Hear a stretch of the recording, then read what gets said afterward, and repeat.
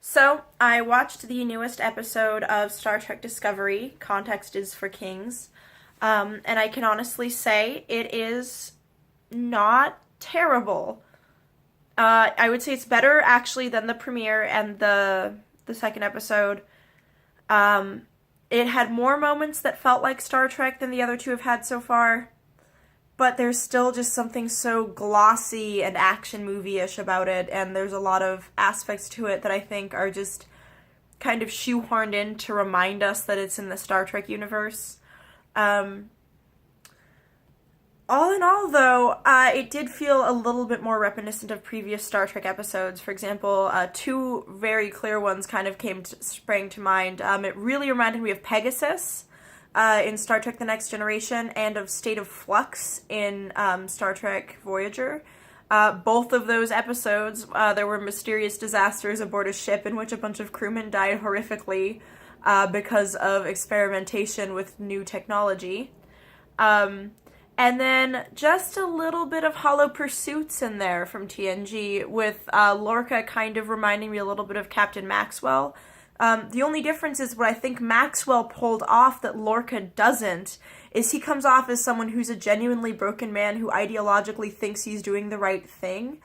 But you can see enough through his perspective that you understand why he believes the things he believes, even in the short time that he's in the show, in the episode. And when you look at Captain Lorca, there's just a lot of deceitfulness around him that makes it seem that he has some kind of malicious intent, or that he's an obviously unethical ideologue in a dangerous way. And I feel like you could have that be a really interesting character. Like, if you wanted to do a character a little more like Captain Maxwell, and have that be the Star Trek captain instead of, the ridiculously ethical Star Trek captain trope, I think that could be an interesting kind of way to make the show a little different and a little bit unique, and cause some more tension and more conflict between characters. But the problem is, if all you do is make the captain a warmongering asshole, that kind of loses a little bit of the complexity. Now, granted, we barely know him. We've only seen him for one episode. I thought the performance was really good, but I was just really bothered by the way they keep playing with, oh, is he good, is he bad, and then they have a reveal at the end of the episode that makes you go, oh no, is he evil? What's the deal with this? And I don't know, I feel like it's just trying too hard to be Star Trek, but not hard enough where it matters. And I don't know if it's going to get better or if it's going to get worse. I was not generally super thrilled with it. I don't hate it as much as I thought I would. I'm really mad because the free trial for CBS was only a week, so I ended up having to pay 6 entire doll hairs for it, so I'm pretty mad about that. So we'll see if I angrily cancel my subscription to CBS. So far, I'll keep watching just to see how it turns out, but I think I'll also check out the Orville, because at first I heard it was terrible, but now I'm hearing that it's getting better, so I'll give it a try.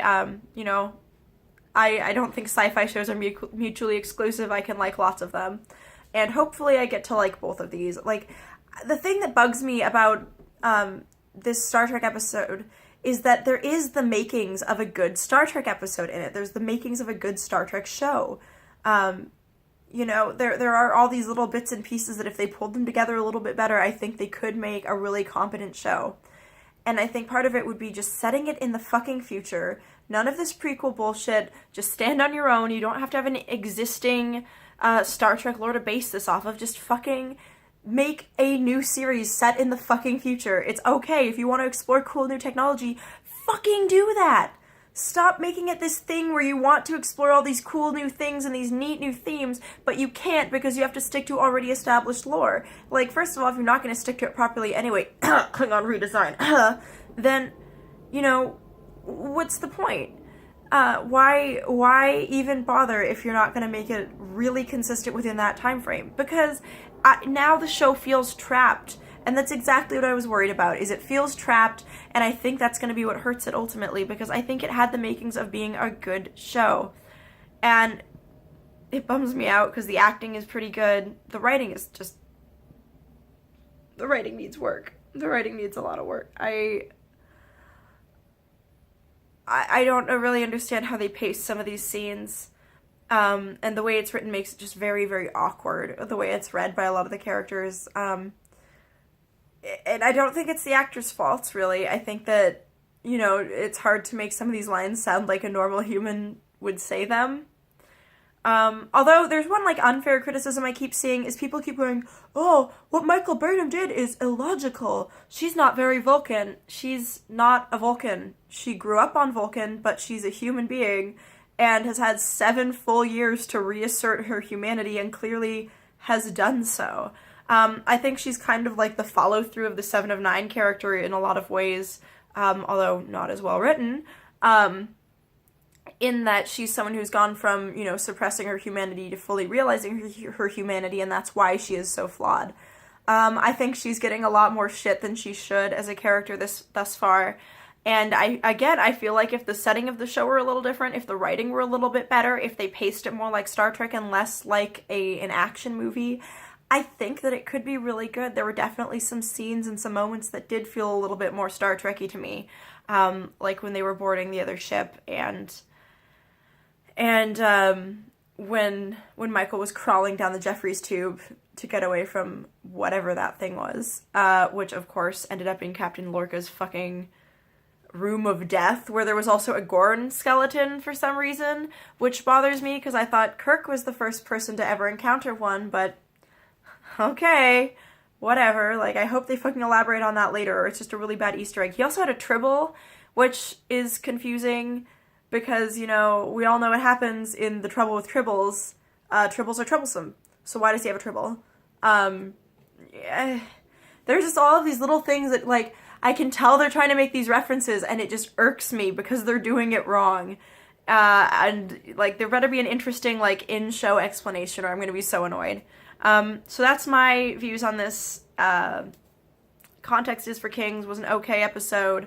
I think it had a lot of cool ideas that it will never be able to fully realize because we already know how the technology thing works out because they're not using this technology in the future, so clearly it didn't work. Yeah, I'm a little bit bitter because I really, really want to like this. You know, I'm a person who is generally easy to impress with shows and movies. I usually find something to enjoy about it, even if it's bad.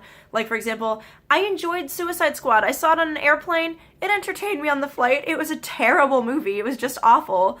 But, you know, I found things to like about it. I enjoyed it. There are things that I'm, like, trying to find to like about Star Trek Discovery, and they just keep ruining them for me.